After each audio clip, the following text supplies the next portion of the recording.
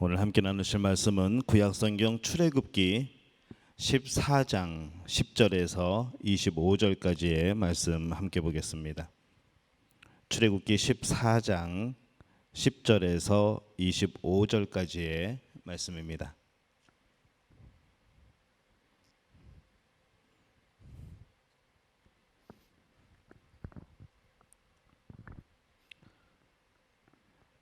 출애굽기는 성경 앞쪽에 있습니다. 창세기, 출애굽기, 출애굽기 14장 10절에서 25절까지의 말씀.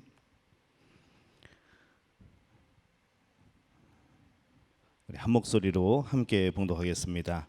바로가 가까이 올 때에 이스라엘 자손이 눈을 들어 본즉 애굽 사람들이 자기들 뒤에 이른지라. 이스라엘 자손이 심히 두려워하여 여호와께 부르짖고 그들이 또 모세에게 이르되 애굽에 매장지가 없어서 당신이 우리를 이끌어내어 이 광야에서 죽게 하느냐. 어찌하여 당신이 우리를 애굽에서 이끌어내어 우리에게 이같이 하느냐. 우리가 애굽에서 당신에게 이른 말이 이것이 아니냐. 이르기를 우리를 내버려 두라. 우리가 애굽 사람을 섬길 것이라 하지 아니하더냐. 애굽 사람을 섬기는 것이 광야에서 죽는 것보다 낫겠노라. 모세가 백성에게 이르되 너는 두려워하지 말고 가만히 서서 여호와께서 오늘 너희를 위하여 행하시는 구원을 보라. 너희가 오늘 본 애굽 사람을 영원히 다시 보지 아니하리라. 여호와께서 너희를 위하여 싸우시리니 너희는 가만히 있을지니라. 여호와께서 모세에게 이르시되 너는 어찌하여 내게 부르짖느냐. 이스라엘 자손에게 명령하여 앞으로 나가게 하고 지팡이를 들고 손을 바다 위로 내밀어 그것이 갈라지게 하라. 이스라엘 자손이 바다 가운데서 마른 땅으로 행하리라. 내가 애굽 사람들의 마음을 완악하게 할 것인즉 그들이 그 뒤를 따라 들어갈 것이라. 내가 바로와 그의 모든 군대와 그의 병거와 마병으로 말미암아 영광을 얻으리니 내가 바로와 그의 병거와 마마 영광을 얻을 때에야 애굽 사람들이 나를 여호와인 줄 알리라 하시더니 이스라엘 진 앞에 가던 하나님의 사자가 그들의 뒤로 옮겨가매 구름 기둥도 앞서 그 뒤로 옮겨 애굽 진과 이스라엘 진 사이에 이르러서니 저쪽에는 구름과 흑암이 있고 이쪽에는 밤이 밝음으로 밤새도록 저쪽이 이쪽에 가까이 못하였더라. 모세가 바다 위로 손을 내밀매 여호와께서 큰 동풍이 밤새도록 바닷물을 물러가게 하시니 물이 갈라져 바다가 마른 땅이 된지라. 이스라엘 자손이 바다 가운데를 육지로 걸어가고 물은 그들의 좌우에 벽이 되니 애굽 사람들과 바로의 말들 병거들과 그 마병들이 다 그들의 뒤를 추격하여 바다 가운데로 들어오는지라. 새벽에 여호와께서 불과 구름 기둥 가운데서 애굽 군대를 보시고 애굽 군대를 어지럽게 하시며 그들의 병거 바퀴를 벗겨서 달리기가 어렵게 하시니 애굽 사람들이 이르되 이스라엘 앞에서 우리가 도망하자. 여호와가 그들을 위하여 싸워 애굽 사람들을 치는도다. 아멘.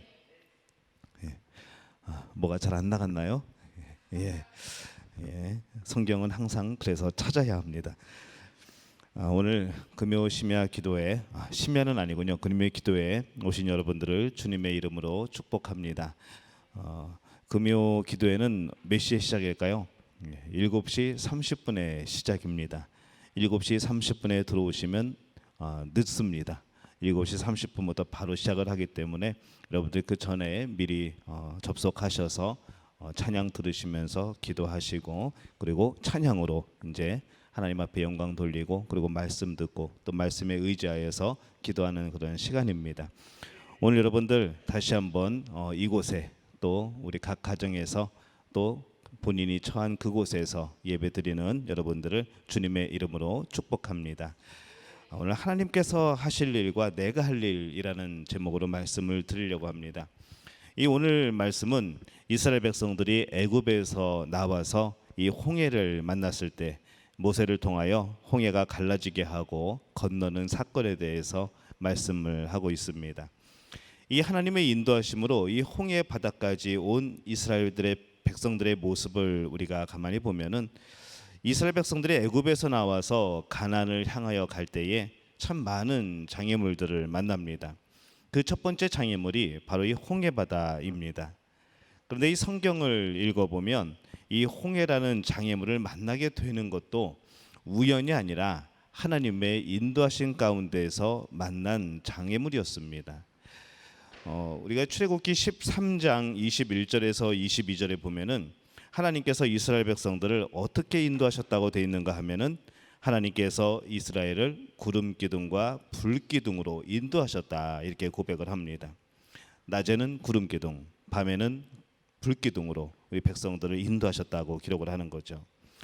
이스라엘 백성들이 그리로 가고 싶어서 갔을까요? 아니면은 구름 기둥, 불 기둥을 따라가다 보니까 그렇게 되었을까요? 예, 맞습니다. 그들이 그리로 가고 싶어서 간 것이 아니고 바로 하나님이 인도하심에 따라서 하나님이 보내주신 구름 기둥과 불 기둥을 따라가다 보니까 이 홍해 앞에 서게 된 겁니다. 그래서 그들이 만나게 된 문제, 이 홍해는 전적으로 하나님의 인도하심 가운데 나타나는 그러한 문제입니다. 그렇게 본다면은 오늘 말씀의 이 10절과 12절에서 앞에 가로막혀 있는 이 홍해 바다와 뒤에서 쫓아오는 애굽 군대 사이에 있는 이스라엘 백성들이 원망하는 모습이 나오죠. 우리가 그 생각을 하면은 이 본인들이 가고 싶어 간 길이 아니라고 한다고 한다면은 이스라엘 백성들이 원망하고 불평하는 이런 모습들이 충분히 이해가 되기도 합니다. 그들의 불평은 이런 겁니다. 하나님께서 이끌어내셨다면, 종살이가 힘들긴 했지만은 종살이 잘 하고 있는 우리들을 이끌어내셨다면은 가는 길이 순탄해야 되지 않겠느냐라는 질문이죠. 왜 이런 문제 저런 문제들을 만나서 우리를 힘들게 하십니까? 라는 그런 질문이고 또 원망이고 불평입니다. 지금 이스라엘 백성들이 이 원망과 불평을 하고 있는 겁니다. 근데 이들의 모습을 보니까 우리의 모습과도 별다르지 않습니다. 때로는 우리들의 마음이 그렇지 않습니까? 나를 태어나게 하셨다면, 나를 예수 믿게 하셨다면은 하나님 우리를 복되게 하셔야 되지 않습니까? 라는 질문이 나오는 것이죠. 하나님이 역사하셔야 되는 것 아닙니까? 라고 질문을 하게 됩니다. 이때 우리들은 그 생각을 하게 되면은 다른 방법이 생각나는 게 아니고 일단 원망이 되고 불평이 되고 낙심하게 되고 좌절하게 되는 것이 우리의 모습입니다. 지금 이스라엘 백성들이 비슷한 마음이겠죠. 우리가 살아가다 보면은 내가 원치 않는 일들, 내가 감당하기 힘든 그런 많은 일들을 만나게 됩니다. 우리가 시편을 말씀을 나누면서도 우리 새벽에 그렇게 이야기했지만은 이때는 당한 일만 바라보는 것이 아니고 하나님께서 내게 행하여 주실 그런 복의 사건들을 볼 수 있는 그런 믿음을 달라고 기도해야 될 필요가 있습니다. 하나님은 어떻게 하든 간에 우리들을 약속의 땅에 들어가게 하시는 분입니다. 그 땅에 들어가서 축복된 삶을 누리게 하시기를 원하십니다. 이 하나님의 열심이 바로 지금 이 이스라엘 백성들을 이끌어내시는 것이죠. 13절과 14절의 말씀을 보면은 이제부터는 내가 너희가 두려워하는 이 애굽 사람들에게 하는 일을 보아라라고 말씀을 합니다. 이 백성들이 상상하지도 못했던 이 하나님의 역사로 인해서 홍해 바다를 건너게 됨, 이것은 곧 하나님의 계획이고 하나님의 능력이라는 그런 말씀이죠. 그냥 가만히 있으라고 말씀을 합니다. 21절 이하의 말씀을 보면은 홍해가 갈라진 모습을 말씀을 하고 있는데 이 갈라짐은 모세가 홍해를 가른 것이 아니고 하나님께서 하신 것이죠. 하나님이 모세를 통하여 하신 그러한 능력입니다. 이 당시에 애굽에서 나온 이스라엘 사람들은 남자만 장정만 60만 명이었습니다. 자, 다 합치면은 1인당 한 가구에 4명씩 따지면은 4,6,24 240만 명입니다. 참 큰 숫자죠. 그 중에는 별의별 사람들이 다 있었겠죠. 지식인도 있었고 기술자도 있었고 대단한 능력을 가진 사람들도 있을 것이고 그런 정치나 그런 면에서 참 사람들을 잘 이렇게 선동할 만한 그런 사람들도 있었을 겁니다. 운동을 열심히 해서 노예로 길들여지던 몸이다 보니까 근육이 있었고 또 얼만큼 힘을 발휘할 수 있는 아마 그런 사람들도 있었을 겁니다. 참 다양한 사람들이 있었는데 그렇게 많은 사람들이 있어도 그들 앞에 놓여 있는 이 홍해 앞에서는 꼼짝을 할 수가 없었던 것이죠. 이 홍해를 가른다는 것은 그 많은 사람이 있었음에도 불구하고 생각도 못했을 겁니다. 이 배를 만들어서 건너가야 되나? 보니까 뒤에는 벌써 애국 군대가 쫓아오고 있고 그 나무를 어디서 구할 것이며 그 재료들을 어디서 구할 것이며 어떻게 나르고 이제 이런 것들이 문제가 되겠죠. 막상 이 홍해를 가른다는 것은 생각할 수 없는 사건이었습니다. 그래서 그들은 이제 죽었다고 원망해하며 또 불평하는 모습이 나올 수밖에 없는 상황입니다. 그들이 지금껏 살아오면서 인생의 많은 경험을 쌓으면서 그렇게 살아왔지만 많은 지식을 가졌고 나름대로 가진 것들이 있었지만은 그런데 이 몇십 년 동안 쌓아올린 이런 모든 것들이 지금 내 앞에 있는 그 홍해 앞에서는 어떻게 해볼 도리가 없는 것이죠. 결국 내 힘으로 내 능력으로 되지 않는 그러한 일이었습니다. 사람이 만약에 내 마음대로 내 뜻대로 모든 것을 할 수 있다 한다면은 누가 고민을 하겠습니까? 누가 슬퍼할 필요가 있겠습니까? 그냥 하고 싶은 대로 하면 되는 거죠. 근데 그렇게 되지 않으니까 참 답답합니다. 근데 성경이 우리에게 무엇이라 말씀하는가 하면은 스가랴서 4장 6절에 보면은 그가 내게 대답하여 이르되 여호와께서 스룹바벨에게 하신 말씀이 이러하니라. 만군의 여호와께서 말씀하시되 이는 힘으로 되지 아니하며 능력으로 되지 아니하고 오직 나의 영으로 되느니라. 이렇게 말씀을 합니다. 근데 이 사람들의 모습은 어떨까요? 어리석게도 내 힘으로 내 능력으로 내 방법으로 해보겠다고 된다고 덤벼듭니다. 우리가 참 많은 그런 가훈들이 있는데 어떤 가정에 가보면은 하면 된다라고 써 있습니다. 이 참 멋진 말이죠. 하면 된다. 한번 해보자는 거죠. 우리 그 복음성가 중에서도 할 수 있다, 하면 된다, 해보자, 그런 찬양이 있습니다. 참 기가 막힌 찬양이죠. 어쩌면 이게 한국인의 정서하고 잘 맞는 찬양인지 모르겠습니다. 그런데 거기 앞에가 뭐가 하나 빠진 것 같지 않습니까? 하면 된다, 무조건 하면 된다가 아니라 하나님이 허락하시면, 하나님이 힘 주시면, 하나님이 능력 주시면 하면 되는 겁니다. 그 앞에 그게 생략되어 있는 거 맞으시죠? 이거 하면 된다를 가언으로 삼으신 분들은 그 앞에 생략한 것을 항상 자녀들에게 설명을 해주셔야 합니다.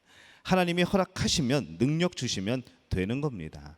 그래서 이 하면 된다, 우리가 그렇게 말하지만 세상 사람들은 하면 된다 멋있게 써놓고서는 그냥 내가 하면 되는 줄 아는 겁니다. 근데 우리는 그 비밀을 아는 거죠. 그 앞에 숨겨진 글자를 찾아내는 겁니다. 하나님이 함께 하시면 됩니다. 하나님이 허락하시면 됩니다. 하면 되는 여러분이 되시기를 예수님의 이름으로 축원합니다. 우리의 어떤 모습이 있는가 하면은 하나님을 의지하지 않는 모습들이 참 많습니다.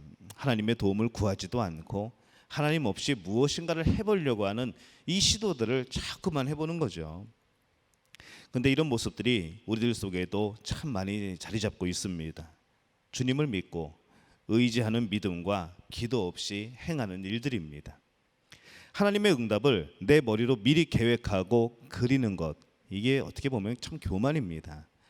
응답을 하나님께 구하는 것이 아니고 자꾸 사람에게 의지하여 구하게 되는 것, 이것도 참 조심해야 될 부분이고 더 그것이 심해진다고 한다면 죄로 빠져들 수도 있습니다. 이 홍해 앞에서 우리의 노력이, 우리의 지혜가, 우리의 열심이 무슨 의미가 있겠습니까? 홍해를 가르시는 일은 하나님이 하십니다. 오직 하나님만이 홍해를 가르실 수 있고 뒤에서 쳐들어오는 애국 군대를 물리칠 수가 있는 것이죠. 하나님이 하시니까 어떻게 됩니까? 홍해가 갈라집니다. 이 홍해가 갈라지는 영화는 두 가지가 있습니다. 예전에 정말로 오래전에 만들었던 십계라는 영화였었고요. 그다음에 최근에 또 나왔던 그런 영화가 있습니다. 근데 이 두 영화의 차이점이 있습니다. 십계라는 영화에서는 모세가 지팡이를 딱 내미니까 천둥이 치고 벼락이 내리고 바람이 불면서 홍해 바다가 쫙 갈라집니다. 순식간에 갈라지죠. 근데 최근에 나온 영화에는 금방 순식간에 갈라지는 것이 아니라 밤새도록 바람이 불어서 땅이 그 바닷물이 갈라지고 땅이 마르게 되는 그런 장면으로 바뀝니다. 후자 쪽이 저는 더 성경에 맞다고 생각이 됩니다. 그래서 이 홍해를 가르시는 일, 물론 그냥 번쩍하고 쫙 갈라지면은 제일 간단하고 속편한 방법이겠죠. 하지만은 그렇게 되면은 과연 그때만 놀라고 그때만 기뻐했지 그것이 과연 그들에게 얼마만큼 교훈이 되고 얼마만큼 기억이 남을까라는 것입니다. 이 하나님이 홍해를 가르신 것은 동풍이 불어옴으로 갈라졌습니다. 밤새도록 바람이 부는 거죠. 그러면서 이들은 잠깐 하나님의 역사를 보는 게 아니라 밤새도록 보는 겁니다. 애타는 마음으로, 간절한 마음으로. 저 뒤에는 애굽의 군대가 오는 것이 보이고 먼지가 막 일어나고 있는데 지금 하나님이 잠깐 막고 계신 거죠. 앞에서는 어떤 일이 벌어집니까? 뭐 쫙 갈라지는 역사가 아니라 계속해서 바람이 불어옵니다. 무슨 일이 일어날까 조마조마하죠. 어떻게 될 것인가 고민하고 있습니다. 백성들이 어떻게 했을까요? 하나님께 부르짖을 수밖에 없는 거죠. 좀 전에 그렇게 원망했던 백성들, 좀 전에 그렇게 불평했던 백성들이 하나님께 매달리기 시작합니다. 그때에 하나님의 역사는 우리 눈앞에서 점점점 나타나져서 선명해지기 시작하는 겁니다. 홍해를 가르시는 일은 하나님이 하시는 겁니다. 오직 하나님만이 할 수 있는 거죠. 내가 해야 될 일, 또 하나님이 하셔야 될 일을 우리는 구분할 필요가 있습니다. 오늘 여러분 앞에 있는 문제들도 마찬가지입니다. 우리는 못하지만 하나님은 능히 하십니다. 그렇기 때문에 내가 안 된다고 너무 실망하거나 낙심할 필요가 없는 것이죠. 시편 118편 6절에서 7절 말씀에 보면은 이렇게 기록을 합니다. 여호와는 내 편이시라. 내가 두려워하지 아니하리니 사람이 내게 어찌할까. 여호와께서 내 편이 되사 나를 돕는 자들 중에 계시니 그러므로 나를 미워하는 자들에게 보응하시는 것을 내가 보리로다. 이렇게 말씀을 합니다. 그럼 우리는 어떤 마음을 가져야 될까요? 하나님이 그런 분이시라고 한다면은 우리는 시편 118편 8절에서 9절 말씀에 이 모습대로 살아야 되는 겁니다. 여호와께 피하는 것이 사람을 신뢰하는 것보다 나으며 여호와께 피하는 것이 고관들을 신뢰하는 것보다 낫도다라는 말씀입니다. 정말 이 말씀대로 행하는 여러분들이 되시기를 예수님의 이름으로 축원합니다. 그러면 우리들이 해야 될 일은 과연 무엇인가? 이스라엘 백성들은 이 홍해 앞에서 마음을 내려놨습니다. 낙심한 거죠. 그냥 자포자기한 겁니다. 아, 이제 죽는구나. 이제 끝나는구나.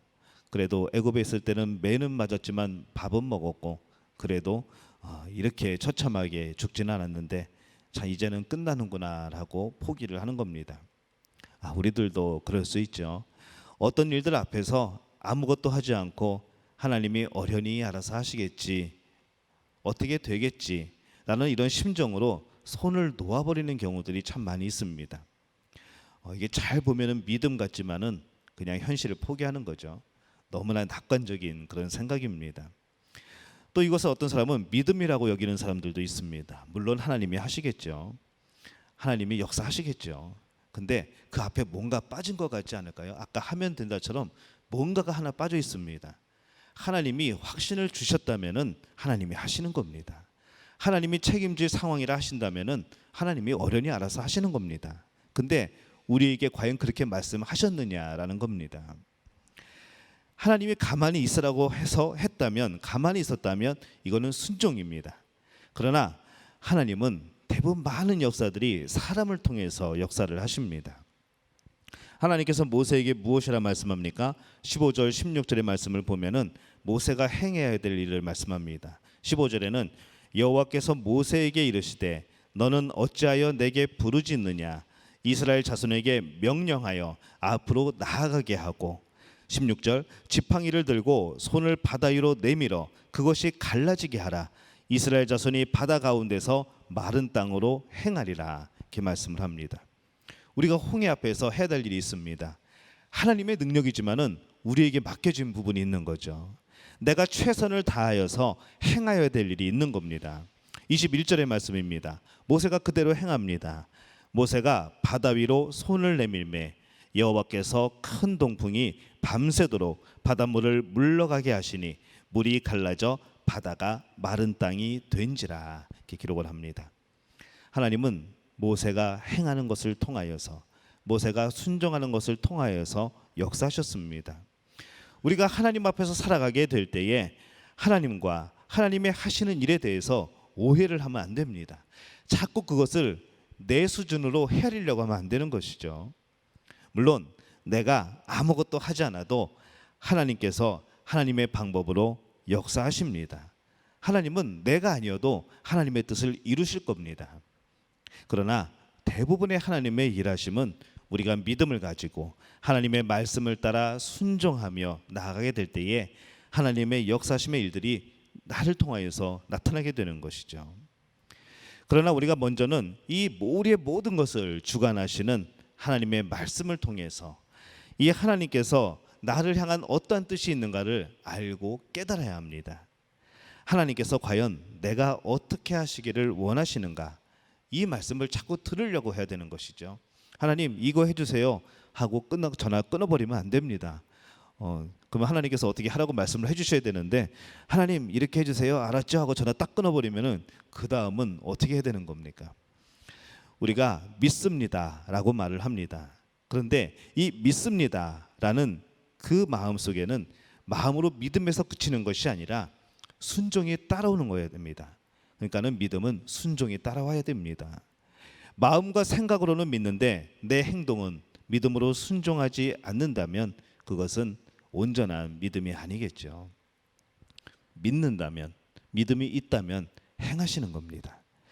성경을 보면은 주님께서 언제 역사를 하시는가 하면은 마태복음 8장에 나오는 이 백부장이 이 종을 고치는 사건을 보면은 그는 예수님이 그런 능력자이심을 믿고 있었습니다. 내가 종들을 이리 오라 하면 오고 가라면 가고 막 그러는데 예수님 그냥 말씀만 하십시오 라는 거죠. 그런데 그 믿음을 가지고 그가 멈춰 있는 것이 아니라 주님 앞으로 나옵니다. 간구하는 겁니다. 그리고 시키는 대로 순종을 합니다. 그 가운데 놀라운 역사가 나타나는 것이죠. 영혼 구원이요, 하나님이 구원시키는 겁니다. 우리가 어떻게 구원합니까? 하나님이 시키시는 거죠. 하나님이 구원해 주시는 겁니다. 그런데 하나님은 우리가 가서 입을 열어서 이 복음을 전할 때에 그를 구원하시는 겁니다. 우리를 통해서 그 역사를 이뤄나가시는 겁니다. 교회 부흥 누구나 말을 합니다. 근데 교회 부흥은 하나님이 하시는 겁니다. 교회 주인은 하나님입니다. 사람이 아니고 제가 아니고 하나님입니다. 하나님이 교회의 주인이고 교회는 하나님이 치리하시는 겁니다. 그렇다고 한다면, 이 믿음이 있다면은 교회 부흥은 하나님의 역사입니다. 그런데 이 하나님은 이 교회 부흥을 어떻게 시키시는가 하면은 세운 일꾼들의 힘씀과 애씀, 그리고 드림과 헌신을 통하여서 부흥을 이뤄 가십니다. 여러분이 이 관계들을 잘 이해를 하셔야 됩니다.